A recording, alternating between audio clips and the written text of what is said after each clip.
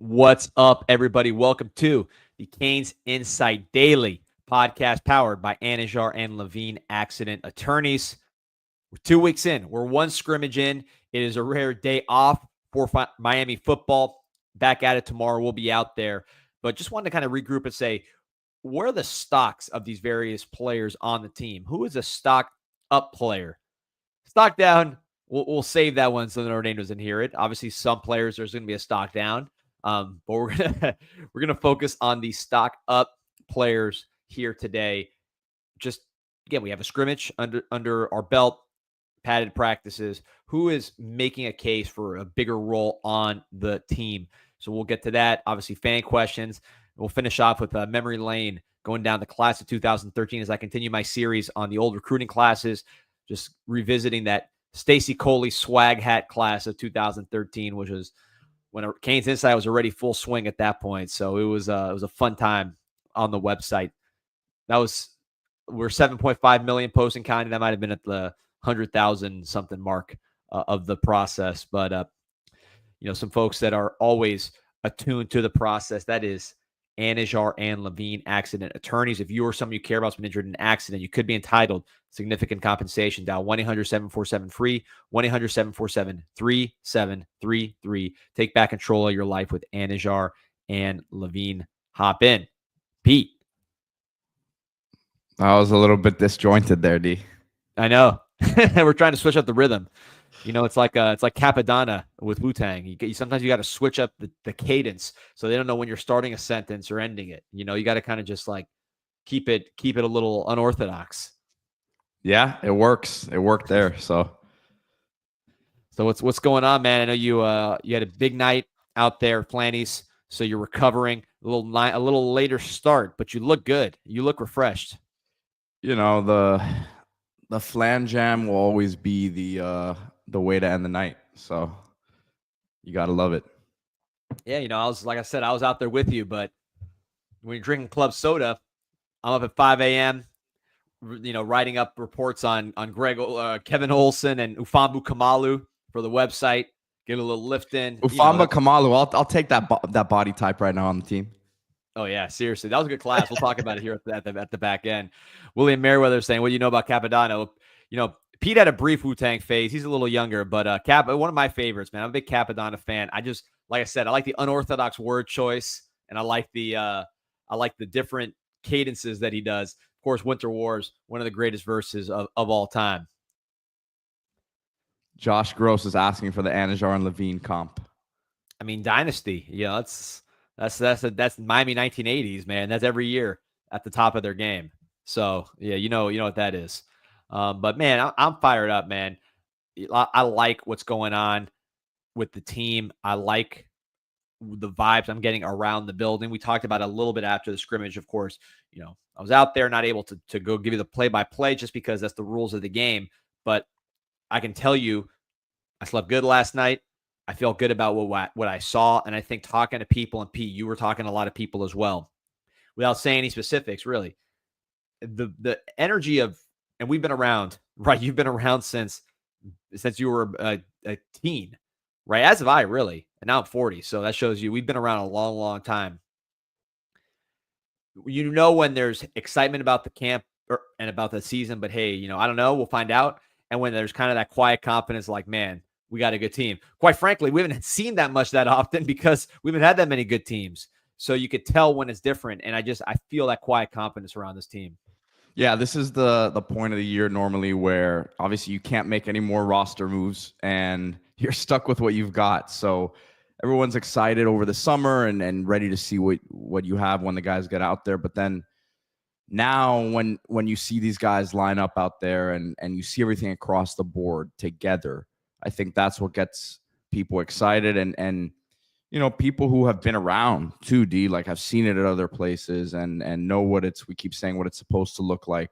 It doesn't seem like it's a fake confidence isn't the word, but like sometimes there's confidence because there's just optimism because that's where people are at and they believe in what's there. But it seems a bit different in that respect now. So Michael Quinones with a good question. How do you guys feel post-scrimmage compared to the first August scrimmage last year, better or worse relatively? I would say, Cam Ward, I had a very strong feeling Cam Ward is going to be Cam Ward, right? There's old videos you can, I think someone reposted one of those that I did before the season, kind of hyping him up to the moon, and it wasn't even enough. But because we had seen him in spring, I felt really, really good about where he was at. I felt really, really good about like where Restrepo was at. I felt really, really good about where Arroyo was at. Pete, I was saying Arroyo was going to be one of the top tight ends in the country the whole offseason. And I said, and Restrepo, 1,000+ yard receiver, double-digit touchdown guy. So I felt very, very good about those guys because you had seen it for an extended period of time. Restrepo was 1,000-yard receiver the year before. He then had a great spring with Ward and a great camp. Arroyo, you always saw the talent. He'd been hurt, but he looked great and healthy in spring, and he carried that through.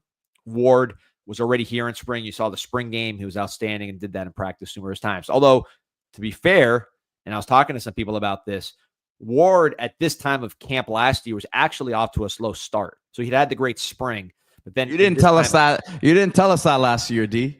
Well, I wasn't worried about it because I had seen him in spring and I knew he was going to be good. But I mean, the truth is he really was a little bit slow out the gates in camp. Again, I wasn't worried about it, but that is how it was. I'm gonna go back and watch these reports from the first couple of weeks of practice last. Hey, like I said, I wasn't worried about it, but that was happening. But like I said, I felt good about Cam Ward because of what he had done in spring and just you'd seen enough. And then Restrepo and Arroyo. So Beck is further back in the process, although I feel really, really good about Beck. And then with the receiver and like just the pass catchers, you just haven't seen as much from like a spring, a prior season kind of standpoint. So there's more unknowns there, even though you're seeing flashes you like. So I'd say that's different. But the defense and the defensive backs in particular, really the defensive backs. We knew defensive back was going to be a problem last year. We said it on the show. We didn't think it was going to be a disaster with the communication and the alignment and all the stuff we saw last year from like a schematic standpoint. Obviously, that didn't even really rear its head until like the Virginia Tech game. So you saw that later on in the season, not even in the beginning. But you knew the defensive, you knew you weren't looking at future NFL players across the board on the defensive backfield. Whereas now, that's how I feel, particularly at cornerback. So that is one thing I'd say is different. Kyle saying, just listen to Eric McLean podcast after he's been at practice for ACC Network. I was there, talked to him. That's my guy. Guy's the man. Roddy Jones was there too. Andrew Adelson was there. Tannenbaum, the whole ACC Network crew was there. That's when they filmed the ACC Roadshow. Anyways, so he said he was glazing, which is what the kids say these days. Carson Beck and how he looked. Yeah, Carson Beck threw a bomb that day at Keelin Marion. And I remember looking at McLean. He had his arms up. You could tell he's like, all right, this guy's going to be good.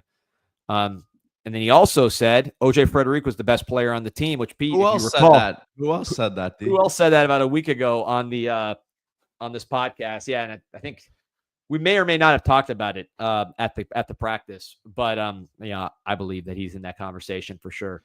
It's good. It doesn't mean that he's actually the best player on the team necessarily. It's just people were calling us. You and I kind of backed up your statement there. I said I agree he's a top 2 to 3 player on the team, and people call us crazy and all this and that. It's just nice to hear from someone who's in the national realm as well. Yeah, I think. Look, we're gonna get a very, very good corner against Notre Dame with Leonard Moore, who might be the best corner. I'd say those are the 2 best corners in the country that I've been able to see. The guy from Clemson, Terrell, is good, tough. He's not as talented as those guys, just from the size standpoint. I think those are the 2 best that I've seen, but both sophomores, and they believe they're both freshman All-Americas. And then Kyle also said Ahmad Moten was very quick off the ball, which, what did you say yesterday? He said he had the quickest first step. So. Yeah, and then Jacobe Thomas we'll talk about here in a second. Yeah, I think if you're breaking down the defensive tackles, Justin Scott, biggest, just most talented, most athletic. Ahmad Moten, best first step. And then David Blade, probably the best on contact, right? When he's on somebody, just kind of wiggling around and using his leverage and using his tricks of the trade, being a veteran player. I think he has that as well in a really, really strong way. Kane's got saying they have another Terrell at Clemson. Yeah, his little brother. He's considered the best corner in the ACC first-round pick guy, and he's good. But, I mean, if you're asking who are the best corners in the country, I would say Leonard Moore, who we're going to see at Notre Dame, and OJ Frederic here in Miami. Both were, I think they were the 2 freshman All-Americas last year, and those for a reason.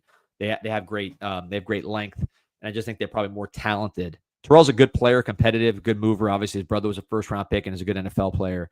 But I think with Frederic and Moore, just unique length and talent. Those are the 2 guys. And by the way, talking to people, Frederic knows that this is he's like, this is the other top guy around.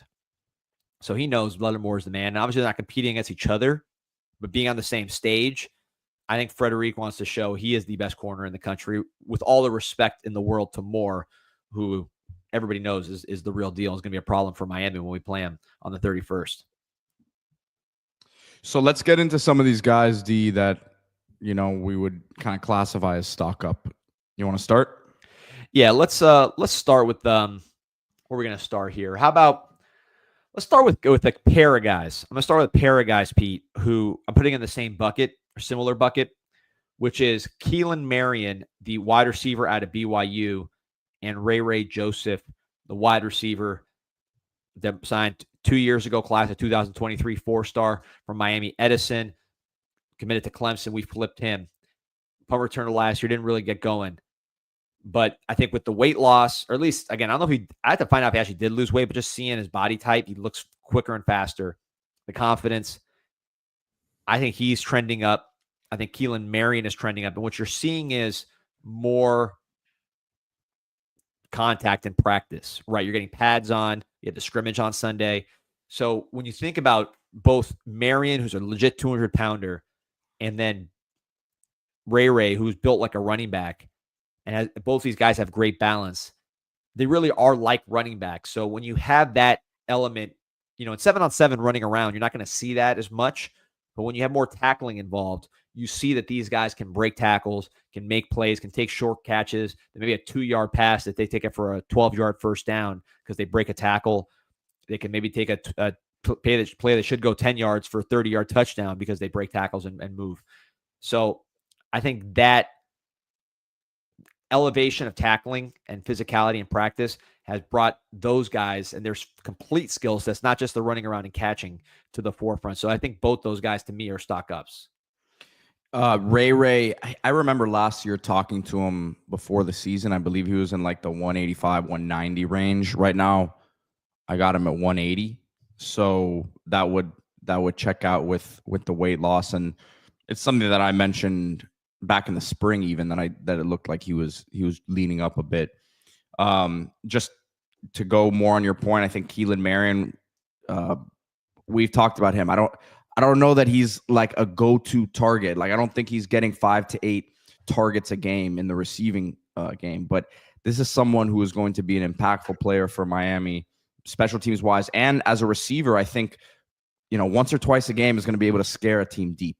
And I said the other day, I think his box score, his stat line is gonna look interesting sometimes. You'll have, one catch, 45 yards, a couple catches, 67 yards, and he's going to be an explosive play guy for this team. But if that guy's getting 5 to 6 touches a game between the return game and receiving game and however else they plan on getting him the football, he's going to have an opportunity to help Miami win games this year.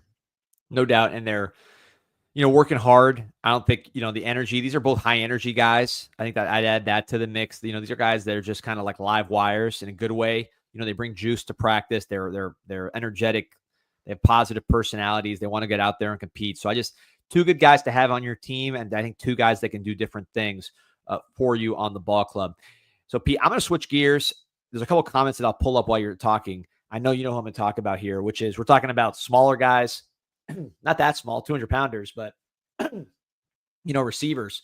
Let's switch gears to a big guy, the biggest football player on this team and maybe in this conference, who, from what I've been seeing, from what I've been hearing, this is a stock-up player, and that's your boy who you shared a Bell burger with, Markeel Bell.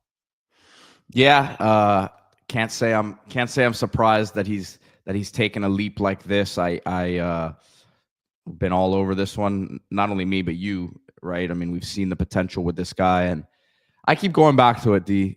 Mario's not a guy who likes to hype people up in interviews. Doesn't like to get guys' heads too big because he wants them kind of focused on getting better every day, as he would say. But since Markeel Bell came to Miami, Mario's had a man crush on him. And then last week when Mario was on with Joe Rose, Joe was just raving about the steps that Markeel has taken, the feet. I said it the other day in the work Discord, talking to a scout, just based on his film from last year. Bell probably is looking like a 4th to 6th round pick right now based on the film, but 100% getting drafted and with an opportunity to move himself up big time. If he can show that he plays, can handle these speed rushers consistently, top 100 pick to me. Top 100 pick. I agree. So just posting some comments here. Raising Cane, Roddy Jones, who again was there with Eric McLean and all the ACC Network guys. I talked to him a bit. Nice guy. He was saying that he said on the Manny Navarro podcast that everyone's talking about CeCe Mauanoa, but after being on campus, Bell is the real deal and people should be paying attention. Another comment was Plank Time saying biggest stock up is Bell. The size, right? He's obviously tall and long at 6'9", but he's getting stronger. His arms, you could tell he's been working hard in the weight room. We talk about it. The intangibles with Bell. The tangibles are what you see. But the intangibles, the work ethic, the intelligence, the commitment to being great. He really cares about being good. Technically, preparation-wise, body-wise, nutrition-wise, he cares about all these things. So when you had that care factor, and I don't want to sound like a coach, but it's just the truth. You've seen guys that don't have it go the other way. He has really, really improved physically and mentally. He wasn't expected necessarily, maybe not, that's the wrong word. He shouldn't have played last year. In a perfect world, he would have been like McKinney and redshirted, but you didn't have that luxury. He played, he started, and he improved tremendously over the course of the year. Had some tough times with Powell Ryland for Virginia Tech, one of the quicker pass rushers in the country, really adjusted. By the end of the year, was playing good football. Now he's had the whole offseason. He's really, really taken a step forward, and I think he's going to be exceptional. By the way, shout out to Tim right there. Buenos dias. Like and subscribe to the show, yeah, guys. Like and subscribe. Appreciate everybody's support. We're putting on multiple shows every day these days. So with Bell, is he ever going to be like, people are like, oh, he's not the quickest footed guy. He's not the best bender. I mean, he's 6'9". So if he could move his feet and bend like Rashawn Slater, he'd have a bust in Canton, right? I mean, he's not stiff though. That's the big difference. He's not and I've said it before, the way that the weight is distributed throughout his body is, sometimes with these guys who are 6'8", 6'9", they have skinny legs, very top heavy. That's not the case with him. Yeah, he's got like his core strength as far as like anchoring up is something I think he wants to improve. He has length to cover up anybody, but sometimes guys can get under him and push him back a little bit, although he's gotten pretty strong. But, run blocking, he's better than I thought in that area. He's pretty good in space. I saw him flying around the other day, getting downfield, blocking somebody. So he's just constantly getting better. And when you already have a starting caliber player, like if Bell were to jump in the portal last year, based on just his film, teams would have been lining up all over the place to get him. And he's gotten a lot better since then. He's been coached very well. So I think with Bell, arrow up. And now the question is, can he be like an elite player in the conference, which I'm sure is his goal. Getting some questions about other offensive linemen, which is, it's what you'd expect when we start talking about one guy. People want to hear about the others, he wasn't someone we were going to talk about, but I would throw Samson in the stock up mix too. D.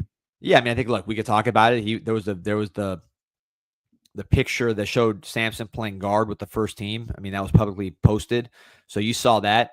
He's gotten in the mix, guard, got in the mix at tackle.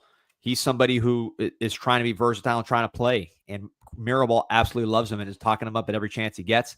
There's a reason why he's still here. I think Mirabal is a huge reason for that, both in terms of like Samson wanting to be here and also us wanting him to be here, right? So the fact that he's still here is telling. I think they want him to be a future starter, potentially as early as this year.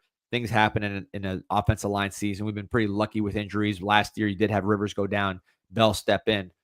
We'll see what happens with Samson, but certainly his playing time in practice, the way the team's just kind of treating him, every bit of a stock up guy on the offensive line. Yep, agreed. So, Pete, give me someone here that you think you want to highlight as a stock up player. I'll go to the other side of the ball and I'll say Jacobe Thomas. He's someone that we've been aware of what he brings to the game physically, and I think the question, just because that wasn't the role that he was used in, or at least there wasn't a lot of stuff out there of him being asked to be in coverage essentially at Tennessee, and it looks like early on he's held his own. Yeah, the first thing you notice with him is just how strong he is. I mean, this is a big dude, man. He is physical. He is strong. He looks like a fifth year player. Let me see exactly how old he is. He's another one of these old guys on the team, originally from Middle Tennessee State. Played up. I watched his high school video. He was in Tennessee, the state of Tennessee, Tullahoma, Tennessee, which I'm not exactly. If you have any Tennessee folks in the chat, let me know where Tullahoma is. If that's a small town or what that was. But he kind of played everywhere, 6'2", 190 in high school. Played all positions, quarterback, receiver. You see him just doing athletic things in high school, more athletic than, like, again, Amari Carter, who he's compared to sometimes. Goes to Middle Tennessee State. They beat the Hurricanes. He has some success. Ultimately transfers to Tennessee. Was poised to start this year, now here at the University of Miami. But the tone setting we've talked about is something that we need at this program. Just the guy that's a little edgy, just has that little itch to knock people out. We just have lacked that dynamic. I don't think, if I asked the chat, who was the hardest hitter on the team last year, I mean, I guess Noah, but he was more of to me, a big athlete and a physical player and then like a killer. Yeah, real Wesley. But I mean, how many just head knockers were there last year? There weren't a ton, man. So I think Jacobe brings that element. And then he's shown, this is one of the reasons why he's a stock up guy, he's shown he can make plays in the passing game. He can read the quarterback. He can break on the ball. He can disrupt things and make things happen. So I'm bullish on Jacobe Thomas. Is he going to be a Sean Taylor top 10 pick? I don't know if that's kind of where his path is. But as far as like helping the Miami Hurricanes win football games in 2025, I think he's definitely suited to do it. And he really fits what we need at that spot, because we just did not have a lot of physicality anywhere on the team last year, and that is what Jacobe Thomas brings. As Kyle points out, he had a viral clip destroying an OU player on the sideline, also had several interceptions at Middle Tennessee State. Yeah, this is a guy, he's not just this is not like another linebacker, man. This is a guy, just pulling up the stats here. He had a pick six at Middle Tennessee State. For his career, talking about 4 interceptions, including 4 in one season as a redshirt freshman at Middle Tennessee. So he's had production, and he's someone I'm excited to watch. Yeah, I agree. And again, with for me, what I've been impressed with, I've seen him in some of these one-on-ones and held his own against, like, Elijah Lofton should be a really tough matchup for him, and he's held his own in a couple matchups I've seen there. Alex Bauman should be a tough matchup as well, and he's been right in their hip pocket. Yeah, shout out to my guy Felix right there in the chat. So switching gears to the other side of the ball, and we talked about some wide receivers, some more veteran wide receivers earlier. I think we'd be remiss if we didn't talk about some of the freshman wide receivers. We've said so much about Malachi Toney. I think he is as good as it gets. I'm a believer, big time, Malachi Toney. What more can I say at this point about him? Dalen Upshaw talked him up as well. But, man, Josh Moore, the trend line with him, you knew he had the size, you knew he had the body control, you knew he could run. But I just think you're starting to see that arrow really point up as he's going against more experienced corners, as he's playing with more experienced offensive players next to him, and as he's making plays, going up and getting the ball, mossing guys, using his body, tracking the football, getting downfield, not just lumbering down. There's not a Darrell Langham, who, all respect to Darrell Langham, he made some of the clutchest catches in Miami history. This is just a different kind of athlete. And you heard a lot of hype about Dallas Wilson in Florida. right? De'Corian Moore is going to get a lot of hype up there in Oregon. Obviously, Malachi Tony is getting hype here. But if you're Josh Moore, I think you're saying, man, I want to show everybody that I'm that freshman star that people should be talking about. I'm the Jeremiah Smith, Ryan Williams. Is it going to happen? I'm not saying it is. I'm just saying he is really starting to bring it and push himself into the conversation as a 2025 highly relevant player. Yeah, I agree. I agree completely. I think that the flashes were there in the spring, and I think the consistency continues to come with him. He's just, I think, undeniable would be the word right now with him, because he's just like you hear about guys who rise to the top, and I don't see how you can keep him off the field, D. Yeah, he brings such a different element. We always talk about Carson Beck and what he did with Colby Young. Just the fact that he likes bigger guys. He likes throwing to back shoulder, right? He likes using the size of his receivers in a way that I think is pretty special at quarterback. He just has really good placement of the ball for guys that are not generating a ton of separation. And this guy can separate too. But what I'm saying is that Carson Beck just loves those back shoulders and he loves to place it. And I think Josh Moore brings that element probably more so than anyone on the team. You know, maybe you put CJ Daniels in that category, but Tony's a smaller receiver. Joseph's a smaller receiver. Marion's a speedier receiver. Tony Johnson's a smaller receiver. JoJo Trader he can do some of that stuff, but he's not as physically strong as some of these other guys. So I think when you add more to the mix, he's the most similar to a Colby Young, but just a better player than Colby Young, a more better talent than Colby Young was. Obviously, they got to do it, so I'm not going to say it's done, but I do think a better talent overall than what we saw with Colby Young. And Colby Young was Beck's number one receiver, by his own words, his favorite receiver last year before the suspension. So I think that's something. Question with Jake, he's asking, what does Josh Moore need to improve upon the most? A big guy getting off press, intermediate route running. Seems like he has long speed, but lacks some suddenness at the line of scrimmage. I mean, just normal big receiver stuff. You hit on a lot of it, right? That he is twitchy. I mean, this guy does backflips. He jumps over fences. Me and UP, we always talk about that story where we were at camp and he caught that in-break and route and he was going so fast that he couldn't slow down. He just jumped over the fence behind the end zone. So this is an explosive player, a twitchy player, but the stuff I'll give a quick example, and I'm not going to give away too much from yesterday, D, but I've seen practice too. Like, there was one time when the receivers were going through individual drills and they're working on releases, right? And Josh Moore, out of the 3 reps that he got in this drill, like the first rep, Kevin Beard was not happy with at all. The second one was better. The third one was good, but 1 out of 3 is not gonna get the job done there. I heard yesterday near the end of the scrimmage when Moore had a great day, maybe at the end got a little bit lackadaisical in his effort and something, and Beard was ripping him, right? So you eliminate those little things, and he's on the field, I think, all game. Yeah. No, that's just, sorry, not to go on a tangent here, but like Tyler Cannon asked this question, why people are, concerned about playing young receivers. I think it's the factor that you haven't seen the production yet. So I think that's where the questions from the outside maybe comes in. And I think it's just cleaning up those little things for him. Yeah. I mean, look, there's always going to be a learning curve with young receivers. This is not a Miami deal. This is an everybody in the country deal. But at the same time, you see some exceptional young receivers, which I would put like a Jeremiah Smith and Ryan Williams in that category. That's pretty rare. I think those were the 2 best players in the country last year, at least at wide receiver. So, when the 2 best wide receivers in the country are true freshmen, that's maybe not like the typical standard that you're looking at. But you had like a Ryan Wingo at Texas. You had a Wesco and Moore at Clemson. These are playoff performers. So I think that's more like what you're looking at here in an ideal situation. People might say, well, those are 5-star type players. But Josh Moore, if you look at On3, which has been the most accurate recruiting site, I think he was like the 40-something ranked player in the country overall.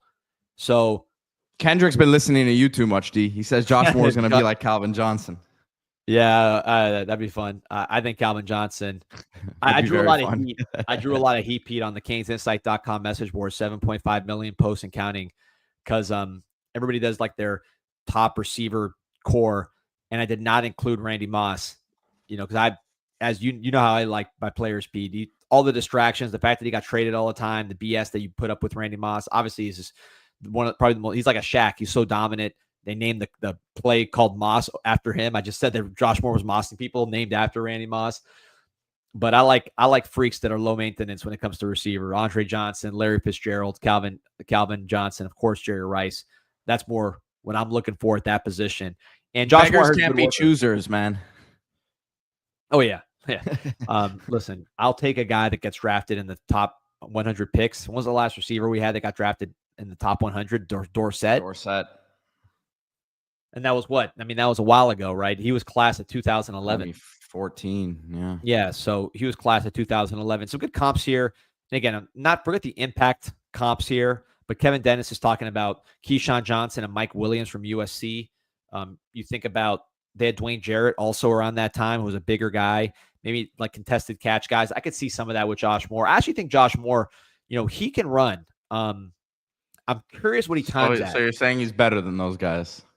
Well, those guys got it done. I mean, those guys, you threw the ball to them in games and they caught it over guys. Their contested catch was elite. So he's not better than those guys until proven otherwise, but that's why we play the games. But I do think just from a physical standpoint, he can run pretty good. He's explosive. So if he can catch like those guys in contested catch situations, which he's shown some slight flashes of that here, but yeah. Daniel Rhodes saying typical D Money copy. He's like, I'm not saying he's as good, but name's Hall of Famer.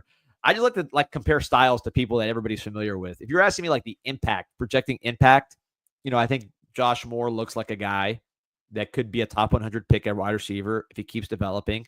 If he is like a crazy work ethic, like a Leonard Hankerson, who was a top 100 pick and is now the wide receiver coach for San Francisco, I think he could. If he has that kind of work ethic, he could be a first round type talent because he's more talented at the same age than Hankerson. And I saw them apples to apples. I saw Hankerson at this age. I see him at this age. But Hankerson was a crazy worker, worked his way into that top 100, and is now, wide receiver coach for the Niners. So we'll see. These guys got a lot of time to work. We'll see what they do. Daniel Rhodes says typical D Money comp. He's like not saying this. He's this good, but name's Hall of Famer. Yeah. No. Hey, I'm just trying to give names people are familiar with. And I didn't say Calvin Johnson. That wasn't me. That was the chat. I said Leonard. I've always said Leonard Hankerson, although I think he's ahead of Leonard Hankerson at the same age. So I'm getting lumped in with stuff that I didn't say. Oh, by the way, I should have mentioned it. They're all over me in the chat for compare. So here's how I can't never win, because when I compared Carson Beck to Brad Kaya and said, by the way, he's more athletic, more NFL talent, people were mad about that one. So I can't win with these comps. I get what you're saying. I think that they're very social media worthy clips sometimes. Yeah. So let's talk about the next Dave Casper. I don't know what Hall of Famer we can compare this guy to, Pete, but the tight end from Cincinnati, Ohio, that I know you've had your eye on for a while. You interviewed him in high school, which was a really good interview back in the day, and that's Luca Gilbert. Yeah, he obviously the physicals that he brings, the sheer size, but as we've both noted, and Cody Woodall said the other day, and it was actually it was Alex Bauman who said the other day that for as big as Luca is, he's moving out there, right? He's not a big stiff, and I think that he's gonna see the field a lot this year. I'm very excited about what a guy like Owen Ruskovich can bring as potentially like that blocking element. But to me, Luca, with the ceiling that he has, if he's ready to go right now, you get him those reps and you let him start to develop. Yeah, he's rising, man. Like the stock up, right? So he's a stock up guy. I think the size at 6'7", 260, being around him, seeing, like, I was looking at the picture you posted when you did the interview with him. It's on CanesInsight, by the way. If anyone wants to check it out, just write Luca Gilbert into YouTube, and you'll see he looks skinny, man, at 6'7". And now you see him. I remember media day talking to him. He's just stronger, more sturdy. It's just like he's not like a professional wrestler right now. I mean, but he just looks sturdy. His arms look sturdy. He's got big legs for being a 6'7" guy. So he has that lower body strength, which allows him to play with more power as a blocker, despite being a taller guy. He looks the part, man. And then the route running, the smoothness, the ability to run the whole route tree. He can sink his hips for being a taller guy. Really, the one thing I would say, I always say, is the only thing that's like, I'll say holding him back, because I don't think he's being held back. He's flying. But just the one thing that you say, all right, he's going to work on is getting just more explosive, just continuing to just get his twitch up, really work hard in the weight room, just get that extra gear. But in terms of like coordination, catch radius is crazy. Catch radius, he can go outside his frame. The blocking, the willingness to block. Just again, 260, 6'7". This is a winning football player. And I think if you're a crystal ball and you're envisioning a team that could line up with four receivers, maybe sometimes have 2 tight ends and really just pound the ball, and then have those guys perhaps create mismatches in the passing game when they think you're running, he just fits. And if you look at NFL, every team has guys like this that are just big guys that can catch, that can block, that are tough, that are smart, and are going to be good football players for you. So I'm sky high on Luca Gilbert. I think that was a big hit out of Cincinnati, Ohio. 4-star player, but just not the most, like people were saying he's going to be a tackle, right? Like there was a lot of questions about Luca Gilbert. And I think now you see in spring, seeing the level up in fall, he's definitely a stock-up player and someone I think is going to play right away for the Miami Hurricanes. I always found it interesting if you watch his high school tape, he's playing all over the place. Like I give his high school coaches credit because they didn't pigeonhole him into one role over there. They had him doing everything. They had him blocking. They had him kind of in the backfield as an H-back. They had him in line. They would split him out wide. So he seemed like he came ready in that aspect. And that's been great to see. Yep. That whole tight end room, man, a lot of workers. I like that room. Obviously, you need Lofton to be one of your best players, I think, for that room to really be what it's going to be. Is there an Elijah Arroyo that's the whole package, as we saw him in the NFL make a catch here for preseason? Is there a guy that's 6'4", willing blocker, runs 4.5, hand catcher, fluid route runner? I'm not sure. You have all of those in one player, but maybe you separate that into different players and you have a good group. D, I wanted to get to this comment real quick, not to go backwards, but I've kind of seen this sentiment a bit. Tyler says he's surprised to see Samson taking reps with the ones at left guard. Seems like a great idea for the overall strength of the offensive line. And guys, just to understand that there's a lot of that going on right now across the team. Guys who are mixing in with the ones, and it doesn't necessarily mean they're starting, but we see this a lot on the O-line, a lot of cross training there. So look, doesn't mean he's starting, but I think it's a sign that, as we continue to say, he's going to play. He's going to be in the mix. I always go back to this example because last year with Markeel, there were injuries that led to him playing, but the whole time we heard this guy's going to play, and you're looking at it, it's like, well, how the heck is he going to get on the field? You can only play 5 guys at once, and O-line's not like other positions where you really aren't. It's not like receiver where you're switching guys out, even though you will see that at times. Samson did that sometimes last year at tackle, but to me, it just shows you like this is how the guys are going to earn those reps with the first team when they're given that opportunity and they excel. So yeah. 100%. This is the proving ground, right? And is it a guard? Is that a tackle? Versatility is going to get you on the field. We know Ryan Rodriguez is versatile, and that's going to allow him to find his way on the field if something happens. Matt McCoy has always played guard. I actually think Matt McCoy is a tackle by nature. So the fact that he's been playing guard and starting at guard shows, you got to be versatile to get on the field. Shout out to Queen City G. Yeah, man, Wu-Tang forever. I think Supreme Clientele 2 is either coming out now or just came out. I haven't gotten it yet from Ghostface. The first one, if I'm ranking Wu-Tang albums, no particular order, I'm going Supreme Clientele for sure. The debut, Enter the 36. Only Vote for Cuban Links. Maybe I would go Iron Man. I'd double up on Ghostface. And then we'll throw in Liquid Swords is going to be a candidate there. I love Master Killer No Set Date, Sleeper album. But we'll use Wu-Tang Forever as that fifth album. What was your favorite Wu-Tang song in your very brief Wu-Tang phase? Wouldn't be able to tell you, man. Didn't I stick with me that remember much. you were I texting me. told It was like 2 years ago. You were in. No, 2 years ago. I don't know. Maybe a bit longer than that. UGK was my UGK. It's stuck with me.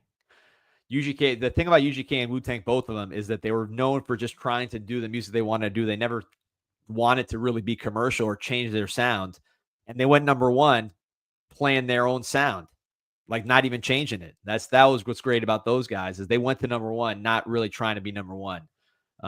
Vaughn, Glaciers of Ice, that's a classic, man. Yeah, Cuban Links, that whole album is elite. Glaciers of Ice, insane sample, just a very futuristic sound. I don't think they still caught up to that one. Glaciers of Ice, what a song. So, anyways, man, let's talk real quick before we get into some more questions. I want to talk about this deal. Like, people love memorabilia. I can tell you this is flying off the shelves, but Miami Hurricane team store officially signed memorabilia. They got a ton of this stuff from the best players on the team. You see Carson Beck, talked off Frederic, Mal and Noah Bain, you name it, Mark Fletcher. Some of the best players on the team, signed memorabilia, footballs, mini helmets, you name it. Miami Hurricane team store, MiamiHTS.com if you're not local. If you're local, the team store right across the street from the University of Miami next to the Thesis Hotel. Get it while it's hot, because this stuff is, I'm telling you, flying off the shelves. There you got the team autograph schedule poster. That's pretty cool, right? You got the schedule for this season signed by approximately 80 players, including some of the best on the team. So that's pretty awesome. Then, of course, look at all the mini helmets. There you see JoJo Trader. Just all kinds of signed memorabilia. It is flying off the shelves. So don't wait. There's Josh Moore. Talking about Josh Moore. There he is. Mini helmet right there. Get it while that's hot. That one's going on. Talk about stock up. You'd be talking about the prices for some of this gear. But right now, go get it. Miami Hurricane team store, MiamiHTS.com if you're not local. And they got all this stuff available. The NIL related stuff, like the signatures, I think is full price. But if you're buying anything else, promo code Insight20, get 20% off your first item. So, yeah, and Evan Freed says you can sign up for Canes Connection, catch the fifth quarter. Yeah, and there's a signing events where you can get some of your stuff signed for free. We've been promoting those. You got Mario on August 22nd. Mark your calendars for that one, 4 to 5 p.m. at the team store. So, yeah, man, there's a lot of stuff always happening with Miami Hurricane team store. Canes Connection, fifth quarter. That was after the spring game. You see the picture there with Mark Fletcher. Awesome events, exclusive for Canes Connection members. By the way, pull up the Canes Connection, Pete. Yep. CanesConnection.com/CIS, Miami's official NIL collective. Sign up today. Use promo code CIS50, and you get 50% off your first month with Canes Connection. So whatever price point you're in, use that CIS50, get 50% off your first month. No matter what price point, at any price point, you get access to my private Zooms. I'll be doing on Thursday, giving you the scoop on practice that I cannot give in a public setting because it is a more private deal, and just tell you kind of who's making the plays, what kind of plays are being made, all that kind of stuff, exclusive for members of the collective. We call them the inner circle. Be part of the inner circle. Be part of the solution. CanesInsight.com. Make sure you get that /CIS and that promo code CIS50 for that discount. And then also that promo code gives you access to the exclusive Zooms with me, supports us. So appreciate everybody signing up, being part of the solution at Canes Connection. All right, question from Dolce Sol Sosa. Peter, between Mark D'Onofrio, Pat Nix, Lance Guidry, Dan Enos, who do you think could eat more McNuggets in 30 minutes? D'Onofrio, no doubt. Yeah, that was easy. That was a layup. That was a layup right there. So, speaking of D'Onofrio, man, let's get into this article. So, CanesInsight.com, if you guys don't know, 7.5 million posts and counting. It's been around since 2011. So, really the whole golden era. And then since then has been the Canes Insight era, as we become the biggest Canes website on the planet with, just tens of millions of views a year, tons of posts, incredible engagement, and we follow recruiting the whole way. So all these guys that we're talking about, you just pull up old threads and find us talking about it. Pete was already part of the board at this point, which is awesome. So I'm doing an article. I'm going back and looking at the old recruiting classes. And the class of 2013, this was one that on signing day, it felt like the worst class ever. Pete, you remember. Matt Thomas goes to FSU. Denver Kirkland goes to Arkansas. Alice Collins goes to Arkansas. It just felt like a total nightmare at the time. When you go back and look at it, scroll up a little bit so I can pull these stats. You're talking about over 50% of the players were in the NFL. 9 out of 17 made the NFL. That's insane numbers. Only 2% of college football players make it. Only 22% of 4-stars. So just an insane amount of NFL talent in a class. Now, these were not like, Justin Jefferson, Jamar Chase kind of players. But these were guys that made the league, and a lot of them lasted a while. So there was a good, talented class, even though on signing day it felt terrible. And, of course, the classic moment, Pete, was when Stacey Coley put the swag hat on. Yeah, that one's gonna be etched in history forever. I remember that was also one kind of like the Tracy Howard recruitment where it seemed like Miami wasn't getting him the entire time.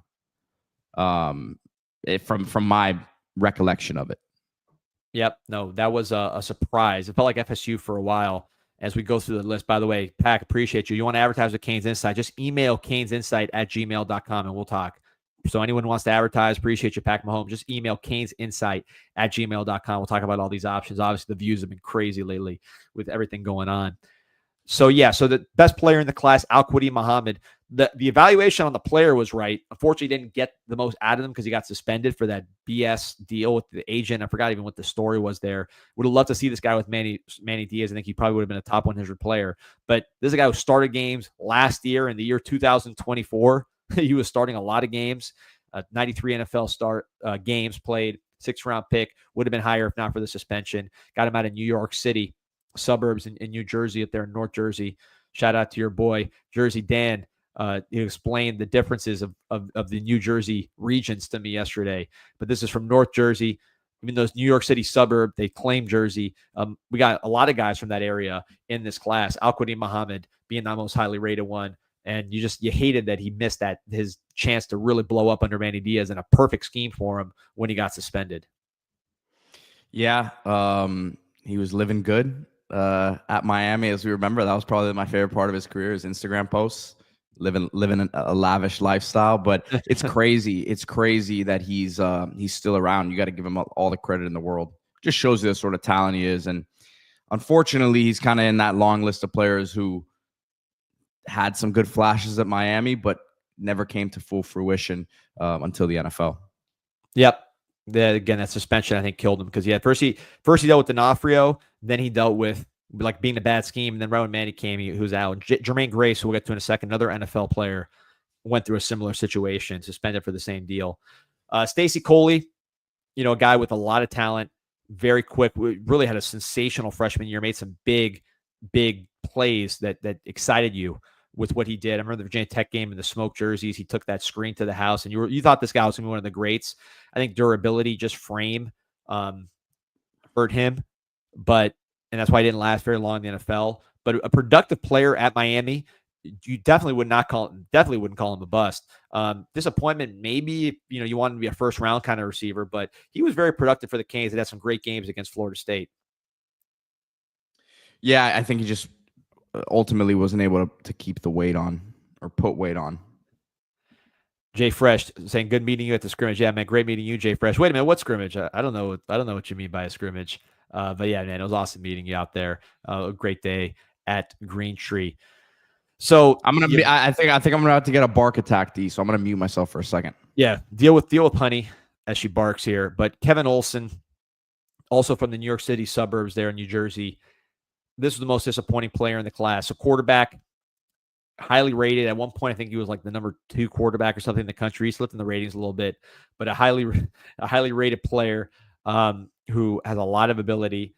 Or let me say it differently. Highly rated player that you thought had a lot of ability, but then you see him and you're like, all right, well, his brother is Greg Olson, who was a freak of nature, tall, ran a 4.45 or something in the combine, super athletic.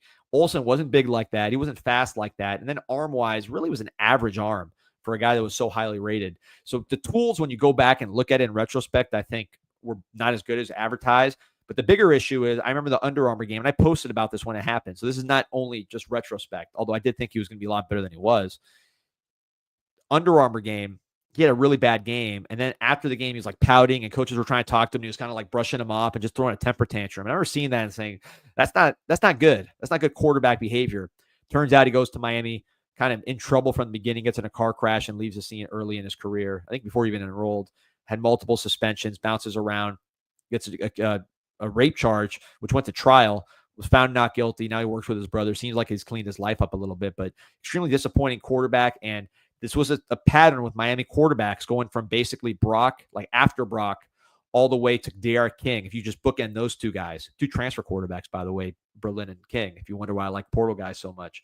But everybody in between, you had either guys that were suspended, guys that were legit criminals or had committed crimes, and then guys that were good kids and clean-ish, but partied too much maybe, didn't, we weren't like what Derek King was, which was a coach on the field. So I think Olsen was unfortunately one of those guys.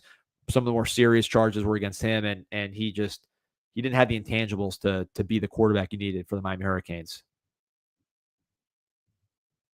You're on mute there, Pete. Sorry, there we go. Yeah, no, that one from the start, man, it just wasn't didn't have many positive signs there. But like you said, glad to see he's, looks like he's cleaned up his situation. A few NFL players here. Artie Burns, I think, was the best player in the class. First-round pick, the only first-round pick. Elite hurdler, broke the national indoor record for the 60-meter hurdles as a high school junior. Long, athletic, was committed to Alabama. We actually flipped him to Miami, which usually was the other way around in this era for these highly rated players from Miami Northwestern. Still in the NFL, tore his ACL. I think that might be it for him, unfortunately. Hopefully not, but he's dealt with some injuries.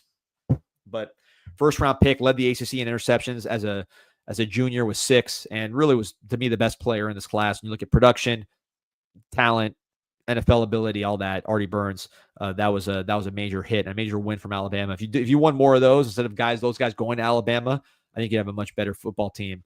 Bo Sandland, I remember Mario kind of helped get this one across the finish line, if I recall, when he was briefly the tight end coach for the Canes.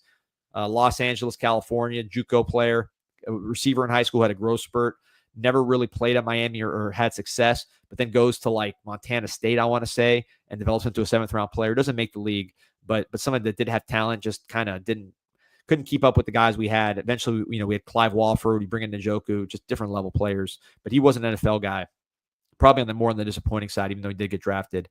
Corn Elder, Pete, I know you remember watching this guy as a senior in high school. This was a post signing day deal too. This was like in April. Yeah, rare post signing day deal. Basketball player, scholar, Division I caliber basketball player. Was also a running back. I think it was like the leading running back in Tennessee. Just a tremendously athletic player. And then moved to corner, and it was a good corner for us. And then ended up getting drafted 5th round, playing in the NFL. He was a little slight, and he had some injuries. But as far as like being a great football player and a great Cane, Corn Elder, thankfully, he was able to have the 1 year in Manny's defense where I think he really shined and played great for us in 2016. Yeah, he was a fun one. I was holding out hope at the time he was coming to play basketball too, but that was also when Coach L was getting things rolling, so they didn't need his help out there. Next guy, someone you know well, Pete, great dude, Stan Dobard from New Orleans, highly rated tight end, 4-star player, big guy.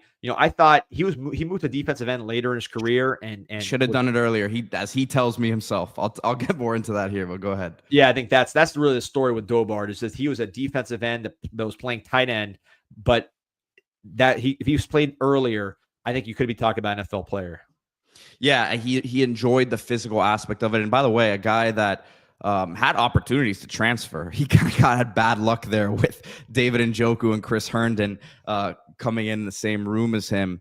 But from what I understand, D, and again, talking to him, like he made that move to D-line his last year, and it was kind of just too late to really get on the field. But if he did that earlier, I think would have been maybe a different story, because I think his body type really for D end was better fit. But hey, again, shout out to my boy Stan. I work with Stan at FRM. He represents David Njoku. He represents Edrin Cooper, one of the top rookie linebackers in the league from last year. So he's doing great now as an agent, man. So shout out to Stan.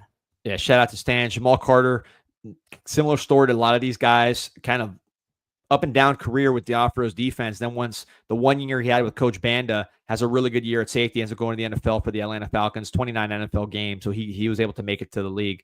Big dude, very talented from the southern part of Miami-Dade County.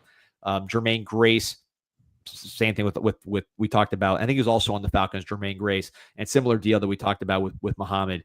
Really talented player who didn't get to play with Manny as a senior. I think that hurt him. Athletic, kind of that borderline safety linebacker who can really run from Miramar, Florida, and a good tackler, just a really good player that you just didn't get enough out of him under Coach D'Onofrio, which is unfortunately a recurring theme for a lot of these Golden guys. Yeah, without a doubt. I was a big fan of Jamal Carter's. I think that with him, like you said, the fit scheme wise, just it didn't. I don't even know if it was the scheme that definitely was part of it, but the role he was playing and was not suited. I think in today's era, he would be they'd be able to find a role for him. Let's say that.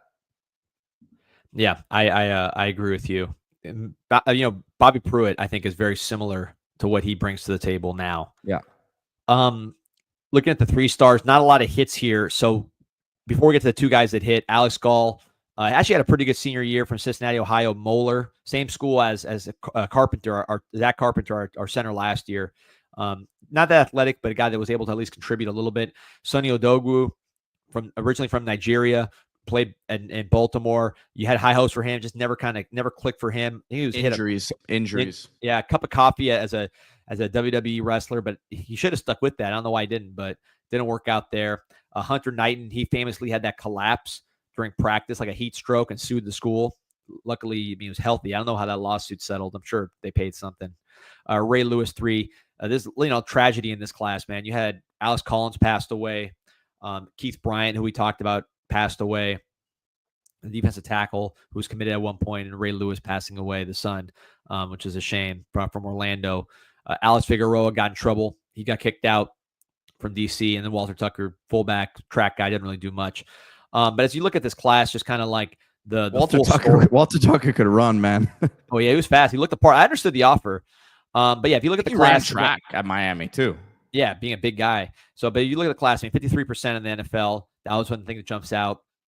A lot of Africans, right? So Dogu was born in Nigeria. Kamalu grew up in Nigeria. And then people don't know this. Gus Edwards actually born in Liberia.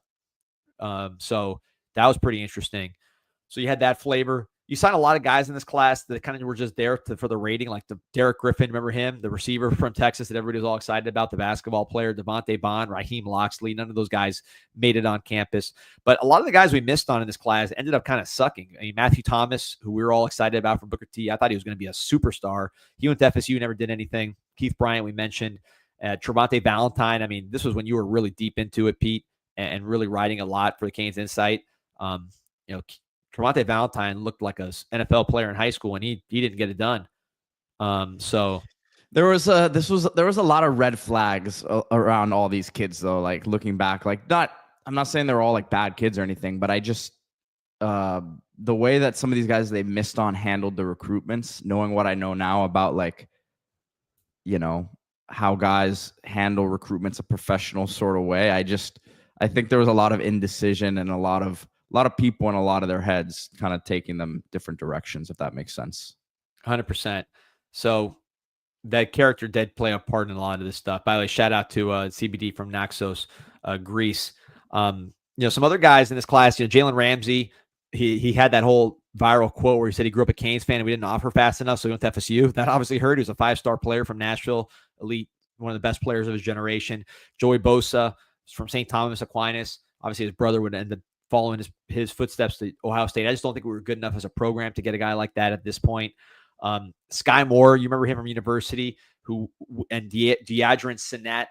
So a linebacker Moore, defensive tackle Sinnat, 2 guys from Florida who I remember at CanesInSight at the time, not in retrospect, were like, hey, offer these guys. These guys can play. We didn't offer either of them. Sky Moore goes to be all SEC at South Carolina. Sinnat goes to USF, but becomes the 3rd round pick. These were guys that we wanted. It was always with Sky Moore, it was always he wasn't big enough, right? And then same thing with Sinnat. It was like he was stumpy and he was short, but man, he was powerful. He went to USF, right? Yep, and third round. Eddie Jackson was one that we didn't even talk about all during the process from Boyd Anderson. I don't know if he had grades or what his deal was, but he kind of came on the scene out of nowhere as a senior in high school, at least from the national perspective. And he goes to Alabama. I don't know how Miami was not first on him, but Alabama beat us to the punch. The guy ends up being a 2-time Pro Bowler for Chicago and a great player for Alabama. So that was a huge miss out of your backyard. I think he was friends with Stacey Coley growing up in Broward. And then Clemson kind of chipped into Florida a little bit here with Jaron Kearse, who was a former Miami commit from Fort Myers, ended up going to Clemson, playing many years in the NFL with the Cowboys, some other teams, and Mackenzie Alexander from Immokalee, same thing, goes to Clemson and plays a bunch of years in the pros. Going back to the two guys I kind of glossed over, Gus Edwards and Kamalu, we didn't get a lot out of them here in Miami, but they played in the pros, just big athletic guys, man. A lot of these 3-stars that we talk about, it's like a trend.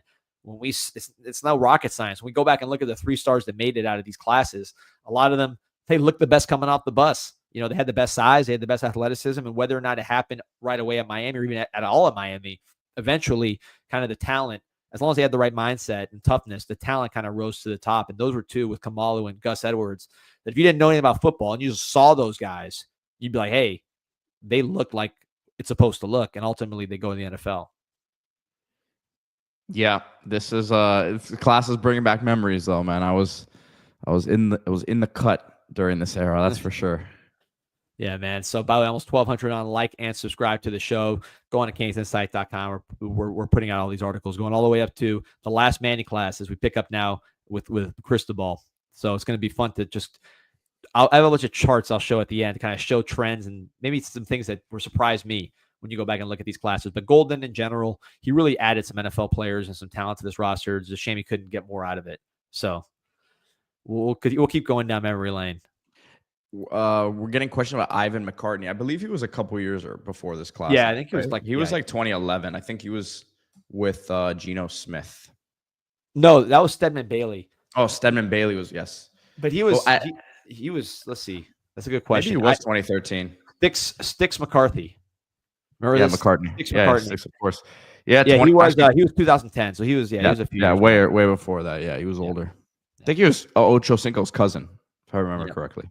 I remember following this class. KVD says, I thought Derek Griffin was going to say it was going to be the next big thing. Yeah, man, he looked like